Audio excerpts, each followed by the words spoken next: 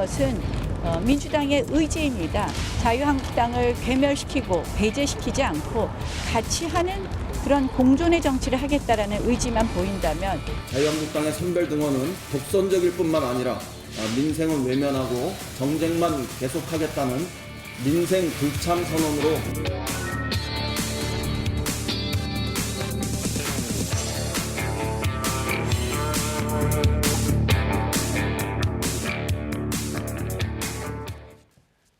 정치구단 국회 혼수꾼 박지원 의원 자리했습니다. 어서 오십시오. 네. 저희가 방송 중이라도 국회 정상화 소식이 극적 타결 소식이 들어오면 전해드리겠습니다 하려고 했는데 합의 소식이 들어와서 저희가 좀 한 20분 정도 저희 제작진이 아주 바빴습니다. 네, 예상하셨습니까? 뭐 이번 주에는 열린다. 네. 그리고 어차피 열릴 수밖에 없는 국회입니다. 그러나 이제부터 본격적으로 또 국회는 옥회 목장의 결투로 돌아갈 겁니다. 네. 오케이 목장의 결투로. 자, 오후 3시부터 네, 여야 교섭단체 3당 원내대표가 모여서 회의장에 문희상 의장과 함께 회의를 시작하는 모습 보고 계십니다. 네, 나경원 원내대표가 속초 해군기지를 갔다가 부랴부랴 오면서 기자들 사이에서 혹시 타결이 되는 거 아니냐 이런 예상은 있었는데, 자, 합의 내용 중에 눈에 띄는 거 하나 보겠습니다. 패스트트랙 합의 정신에 따라 처리한다. 어떻게 보면 원론적인 내용 같고요. 네, 제가 그냥 이렇게 여쭤볼게요. 논란이 이제 쟁점이 된 게 3개 법안입니다. 선거법안, 공수처법안, 검경수사권 조정법안. 내년에 초에 이렇게 저렇게 합의가 돼서 또는 합의가 안 돼서 패스트트랙에 지정돼 있는 법안들이 이 3개 법안 중에 본회의 통과될 법안이 있다면 어떤 거라고 예상하십니까? 어차피 지금 합의가 네. 맨 먼저 정개특위 법안이 통과시키기로 돼 있습니다. 그렇기 때문에 거기에서 통과되면은 공수처나 검경수사권 조정은 무사히 넘어가지만은 네. 정개특위 합의 법안 즉 선거구 문제가 결정되지 않으면은 다 되지 않는다. 왜냐하면 그래서 저는 all or nothing. 네. 3개 다 되든 하나도 안 되든 그럴 겁니다. 그러니까 정개특위의 선거법 개정안이 합의가 돼서 통과가 되지 않은 이상 다른 두 법안도 통과가 안 될 것이다. 왜냐하면 정의당이나 바른미래당 이쪽에서는 선거법 통과 안 되면 다른 법안 합의 안 해줄 테니까. 그렇죠. 네. 그러나 가장 염려되는 것은 지금 현재 양당제로 회귀하고 있기 때문에 민주당과 한국당이 합의해서 그러한 법도 처리할 수 있다. 그러니까 국회에는 제가 모두에 말씀드렸지만은 개원은 됐지만은 항상 총선을 앞둔 국회에는 결투를 하게 돼 있습니다. 네. 그래서 그 결과를 두고 봐야 된다. 네. 알겠습니다. 자, 합의가 됐습니다. 80일 만에 국회가 이제 제대로 상임위도 열고 본회의도 열 것 같은데 오늘 아침까지 분위기는 이랬습니다. 잠깐 보겠습니다. 북한 선박, 그리고 붉은 수돗물, 그리고 국세청장, 검찰총장 청문회에 대해서만 원포인트로 참여하겠다는 말씀을 드렸습니다. 민주당이 이것을 정쟁으로 폄훼한다는 것은 대한민국을 책임지는 여당의 성숙된 자세가 아니라고 봅니다. 편식은 건강에 해롭습니다. 편식하시면 안 됩니다. 그리고 자유한국당은 공당입니다. 공당은 국회에 부여된 모든 사안에 대해서 성실하게 임해야지 자기가 하고 싶은 것만 한다는 것은 공당으로서의 자세를 버리는 것입니다. 자, 오늘 낮까지는 분위기가 이랬는데 다행히 여야가 극적으로 합의를 했습니다. 저도 그중에, 오늘 네. 아침에 나경원 대표의 저런 얘기를 듣고 무슨 국회가 사설학원이냐. 듣고 싶은 과목만 듣는 게 아니다. 네. 이게 무슨 국회가 뷔페 식당이냐. 먹고 싶은 것만 먹는 게 아니다. 국정 전체를 해야 된다 하는데 합의돼서 잘 됐네요. 네, 물론 합의는 해서 이제 자유한국당이 국회로 들어오지만 앞으로 여러 법안 처리나 추경이나 이런 부분에 대해서는 험난한 과정이 있을 것이다. 그렇습니다. 앞서 전망해 주셨고요. 그중에 중요한 합의 내용 몇 가지만 전해드리면 경제 원탁 토론회 문희상 국회의장이 제안했고 자유한국당이 우리 청문회 대신에 받을 수 있다 했고 민주당이 좀 주저했는데 민주당이 받은 것 같습니다. 그래서 경제 원탁 토론회는 열기로 했습니다. 다만 형식은 어떻게 할지는 다음에 협의하기로 했고 아마 저 홍남기 경제부총리하고 청와대 정책실장은 반드시 나와야 한다고 했으니까 이제 바뀐 김상조 실장이 나올 것 같습니다. 네. 그렇죠. 재밌겠네요. 김상조 실장은 말을 잘합니다. 네. 그리고 실질적으로 이 경제 실정에 대한 책임이 없잖아요. 지금까지 한국당에서 추궁하고 싶은 것은 김수현 전 실장 그리고 홍남기 부총리였지만은 전격적으로 바꿔버리니까 조금 한국당은 김상조 실장은 공정거래위원장 하다가 왔기 때문에 직접적인 책임은 없다. 그렇죠. 그리고 김상조 실장이 교수 때는 재벌 개혁에 대한 강한 의지를 표현했지만은 네. 공정거래위원장을 하면서는 저도 자주 만났습니다만은 가불관계, 협력해서와 네. 그리고 친인척 일가 몰아주기 이런 순수한 경제 민주화를 했지 재벌 길들이기에는 하지 않았어요. 그리고 실질적으로 경제 정책을 이끌지 않았기 때문에 네. 예를 들면은 한국당이 지적하는 최저임금, 노동시간 단축, 탈원전 이런 문제에 대해서는 직접적 책임이 없단 말이에요. 그리고 김상조 실장이 말을 누구보다도 잘합니다. 네. 아마 한바탕 하면은 좋을 거예요. 과거에 시민단체에 있을 때는 말씀을 잘하시지만 굉장히 공격적으로 하셨는데 공정거래위원장 할 때는 또 자리가 자리인 만큼 굉장히 유하게 말을 하더군요. 토론회나. 그렇죠. 근데 네. 이제 그건 기본적인 예의죠. 네. 국민의 대표를 상대로 해서 네. 정부 장관이나 청와대 비서진들은 공손하게 답변해야죠. 네. 그런 걸 잘해요. 네. 제가 말을 잘한다고 하는 것은 뭐 이런저런 게 아니라 그러한 것을 적절하게 잘하시는 분이다. 네.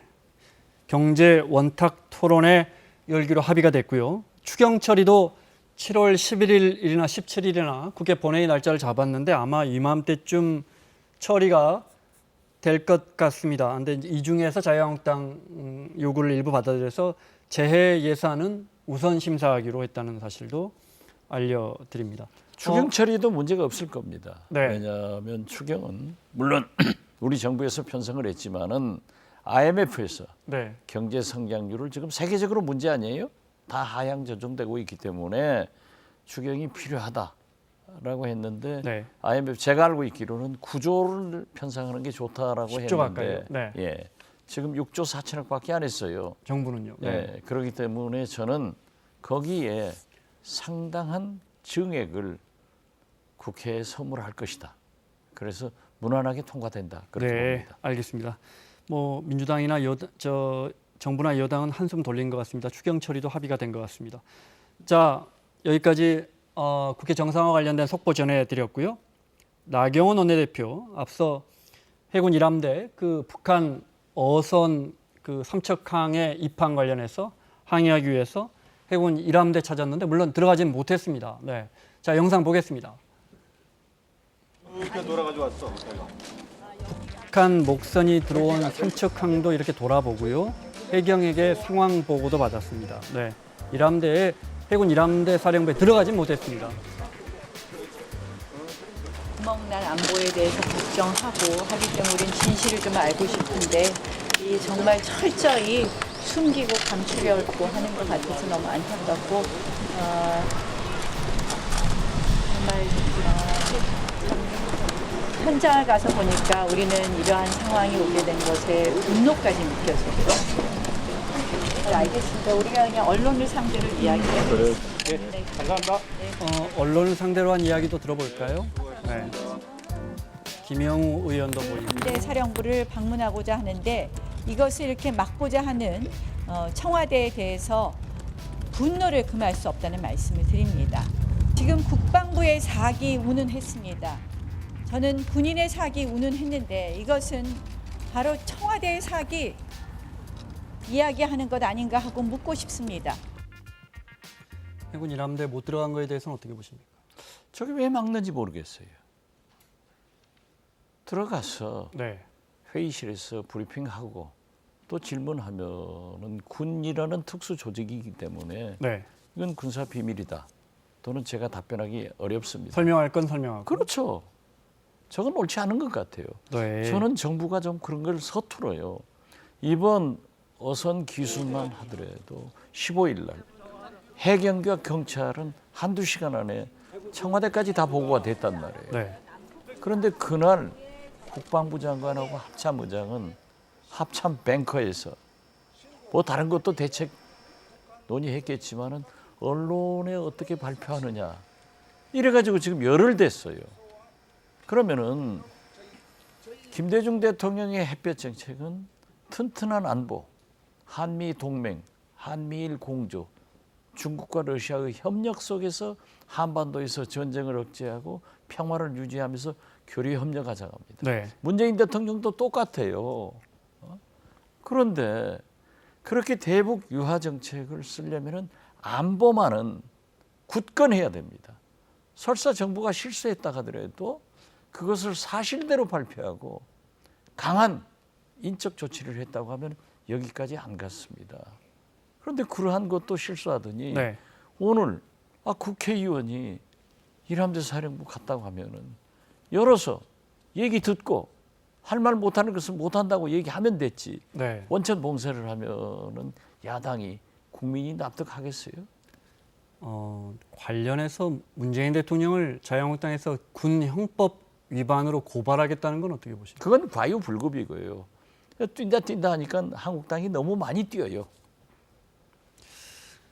제일 문제 삼는 게 야당이나 언론에서 그 목선이 그 작은 북한 주민 4명을 태운 목선이 삼척항까지 그냥 알아서 입항을 해버린 거 아닙니까? 그죠? 그렇죠. 네. 정박을 해버렸습니다. 네. 그런데 국방부는 삼척항 인근에서 그러니까 육지까지 다다르지는 않는 것처럼 발표했고 자유한국당 등 야당에서는 이런 걸 청와대가 왜 바로잡지 않았느냐 또는 그 국방부 브리핑 현장에 청와대 행정관이 아마 거기 가서 앉아 있었나 본데 지켜본 거죠. 네. 그렇죠. 혹시 거기 가서 막 이렇게 해라고 저 가이드라인 제시한 거 아니냐 뭐 이런 의혹 제기도 하고 그렇습니다. 저는 청와대 해경에서 네. 분명히 하트라인을 통해서 보고한 거 아니에요? 그렇다고 하면은 청와대 국가안보실에서 장악을 해서 분을 지휘를 해줘야지. 지금 이렇게 발표를 하고 청와대는 개입하지 않았다. 그런데 행정관은 들락날락했으면은 문제는 거짓말한 거예요. 국민이 안 믿어요. 그렇기 때문에 지금 현재 거의 열흘간 탑뉴스로 계속 국민들한테 회자되면은 문재인 대통령이 대북 유화 정책 잘 하고 있다니까요. 저는 지지해요. 그렇지만 그러려면은 안보는 튼튼하게 하고 설사 그런 실수가 있다 하더라도 사실대로 발표하고 그 책임자들을 감동을 느끼게 네. 국민이 문재인 대통령이 저렇게 안보에 대해서는 강한 집념을 가지고 있구나. 이것을 보이도록 인적 조치를 했어야지. 지금 뭡니까 저게? 국방부 장관이 국민들에게 사과를 했고 대국민 발표를 했고요. 또 책임자를 엄정 처벌하겠다고 했는데 만약에 그걸 문재인 대통령이 했다면 더 좋았을 것이다 이렇게 들립니다.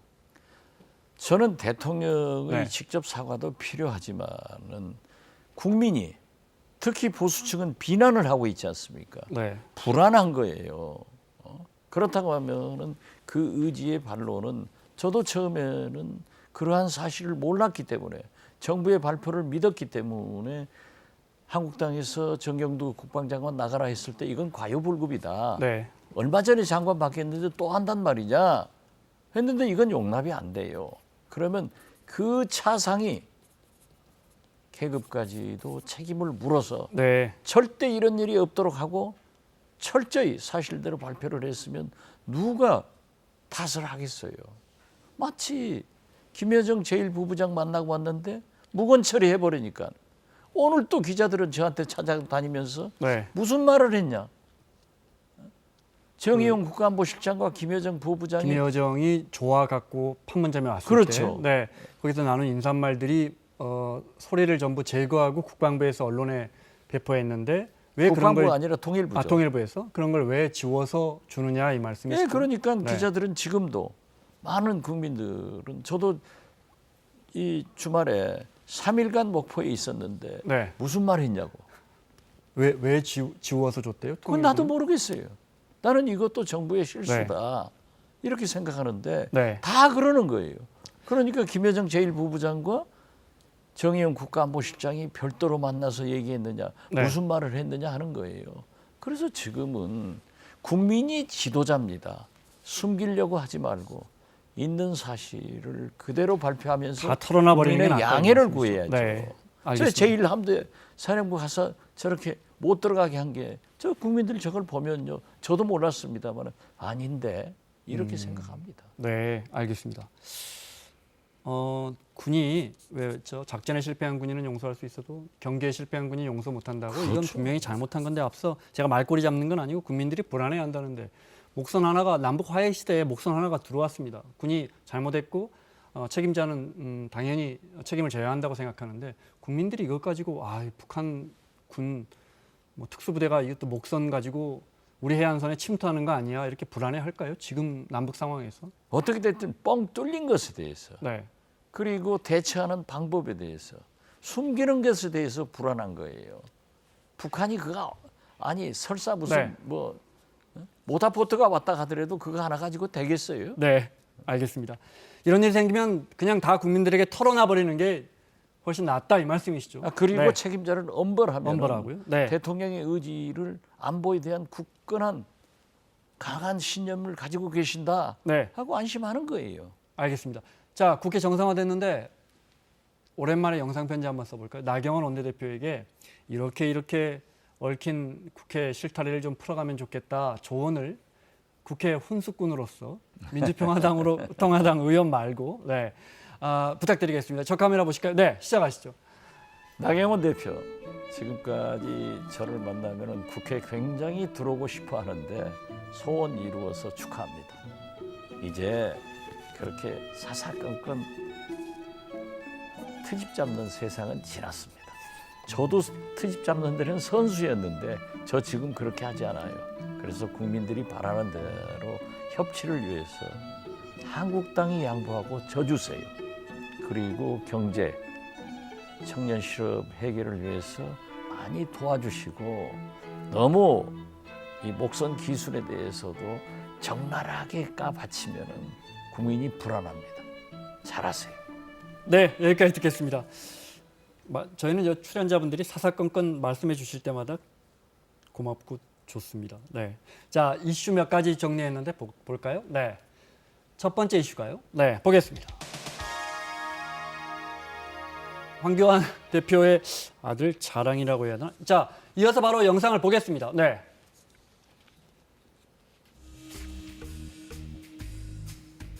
내가 아는 어떤 청년이 학점도 그냥 엉터리 3점도 안 되고 영어 뭡니까?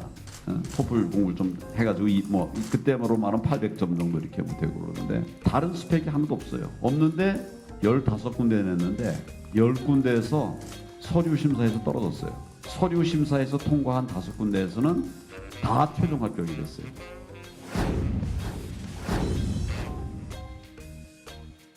이 친구가 이제 고등학교 다니면서 영자 신문반 편집장을 했어요. 장애 학생들하고 장애 없는 학생들이 친구 맺게 하는 이런 거를 했어요. 나중에 이제 대학 다니고 그럴 때는 조기 축구회 이런 걸 또 만들어 가지고 리더가 됐어요.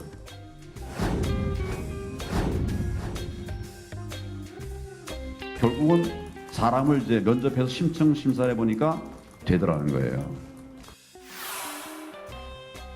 그 청년이 우리 아들입니다.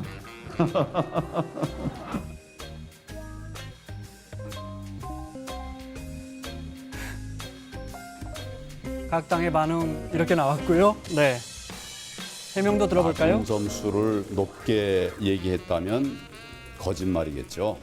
그 반대도 거짓말이라고 해야 될까요?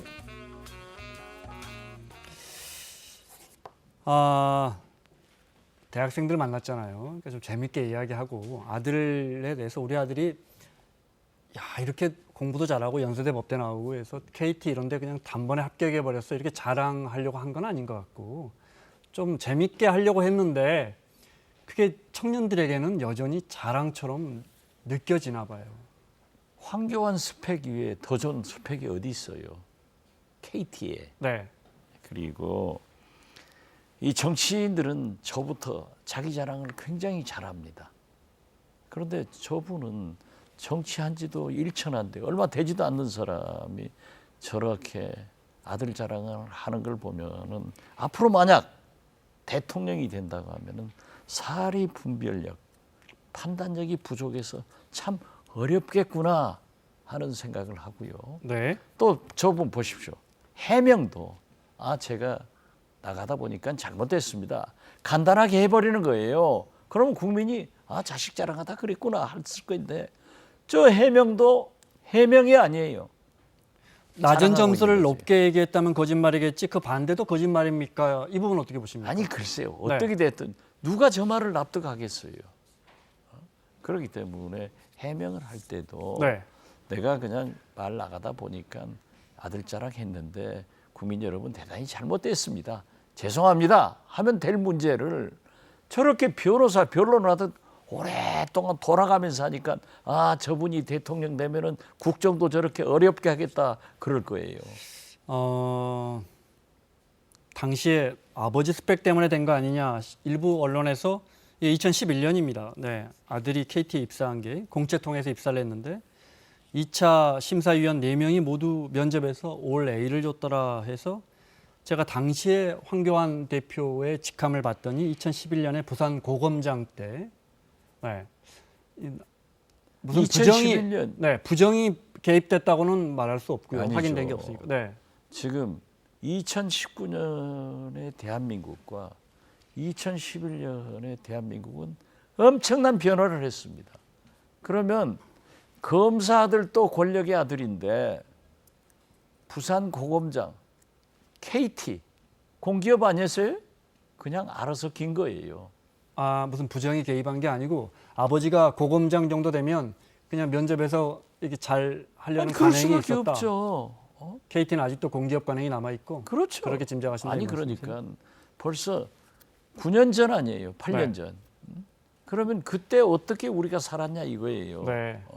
진짜 사실은 빼없는 사람은 못 살 정도로 어려운 세상 아니었어요.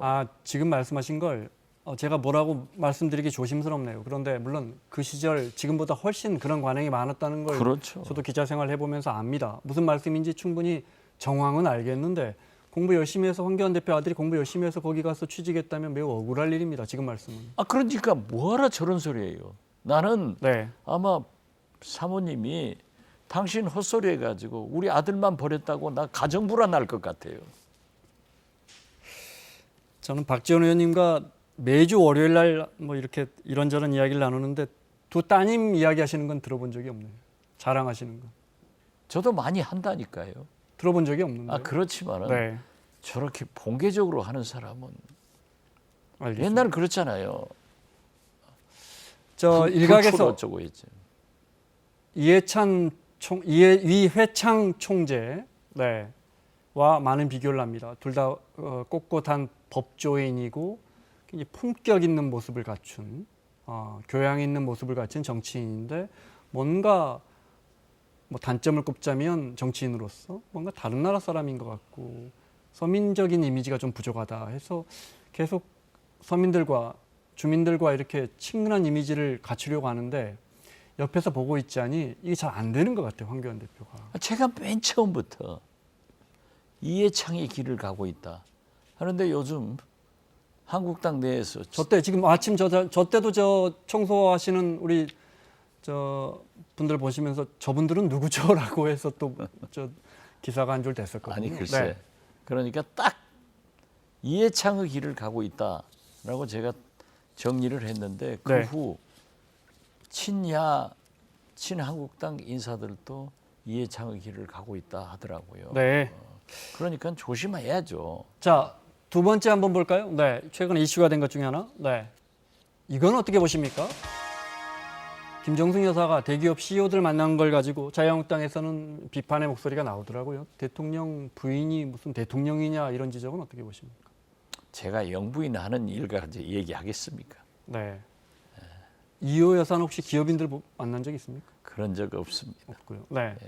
어떤 영부인도 네. 저렇게 기업인들을 불러서 한 것은 없는 것으로 알고 있습니다만은 네. 뭐 한국당에서 많이 비판했던데 저까지 숟가락 놓을 필요 있겠습니까? 시대가 바뀌었는데 그럼 대통령 부인은 CEO들 부인만 만납니까? 아니 글쎄 어떻게 네. 됐든 저는 적절하지 못했는데 만나실 수 있어요. 그러면 사전에 공개를 하고 떳떳하게 만나셔야지. 그게 나중에 발각되니까 또 공개를 하는 것은 문제가 있지 않느냐. 그러나 네. 영부인이 그냥 만난 일을 저까지 얘기할 필요는 네. 없다 이겁니다. 알겠습니다. 자유한국당이 최근에 시간 때문에요. 이거 하나만 만약에 자유한국당이 인재 영입 관련해서 뭐 여러 자유한국당이 뭐랄까 짝사랑하고 있는 인재들 이야기에서 논란이 됐었는데 잠깐 볼까요? 네.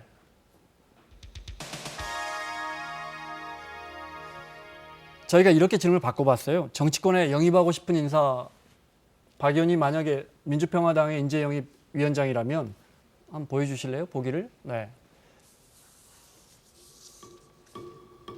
이 중에 정말 진보 진영에 또는 민주평화당에 정말 왔으면 하는 사람이 있어요. 저분들은요. 네. 자기들의 전문 분야에서 국가를 위해서 일하시는 게 좋아요. 지금까지 정치권에서 저런 분들 영입해가지고 본인도 실패하고 국회의원으로 실패하고 또 국가적으로도 큰 이득이 없습니다. 제가 만약 영입한다고 하면은 저는 장애인 중에서 훌륭한 사람을 영입해서 장애인의 권익 보고를 시켜야겠다. 지금 말이죠. 네. 김대중 대통령 이후 대통령의 정치 철학이 그렇게 중요합니다. 이명박, 박근혜, 문재인 장애인 비례대표가 없어졌어요. 네. 이러한 일을 해나가야지 한국당이 저 인기 있는 사람들 하려면은 차라리 송가인이나 박나래를 영입하죠. 지역구 아니에요, 송가인 씨가? 고향. 고향이시고 그렇구나. 네. 알겠습니다. 네. 박나래는 진도- 우리 목포. 네. 알겠습니다. 자, 마무리를 해야 되는데 하나 바로 잡겠습니다. 2011년에 황교안 당시 고검장 시절에 아들이 KT에 공채로 입사했다는 부분 바로 잡겠습니다. 고검장을 마치고 변호사로 있을 때 몇 달 차이로 변호사로 있을 때 네. KT에 입사했다는 사실을 바로 잡고요. 2013년에 이제 법무부 장관이 되죠. 그리고 한 1, 2년 후에요. 알겠습니다. 시간은 다 됐는데 그건 이거 여쭤봐야겠습니다. 29 정상회담 한미 정상회담 일정이 나왔는데 29, 30일인가요? 네. 자막이 준비됐습니까? 네.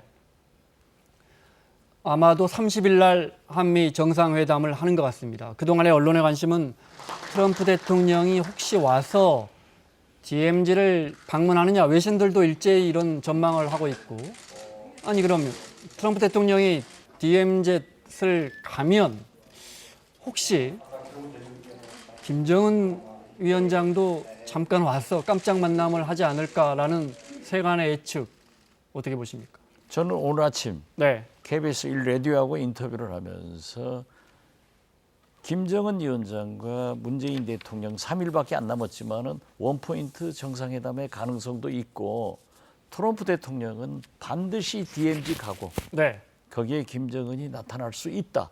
그 친서들 내용들이 굉장히 흥미롭다, 아름답다가 포함되기 때문에 저는 이런 것은 이루어진다 이렇게 봅니다. 자막으로 시간 때문에 그게 됩니까? 자막으로 박지원에서 김정은 위원장 DMZ에서 트럼프 대통령 아니 왜 이렇게 좀 저희가 기록해 두려고 맞는지 틀린지. 녹음해 놓으세요.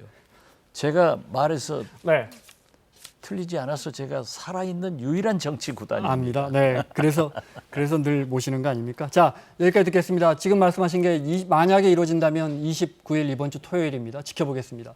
민주평화당 박지원 의원과 함께했습니다. 수고하셨습니다. 네, 감사합니다.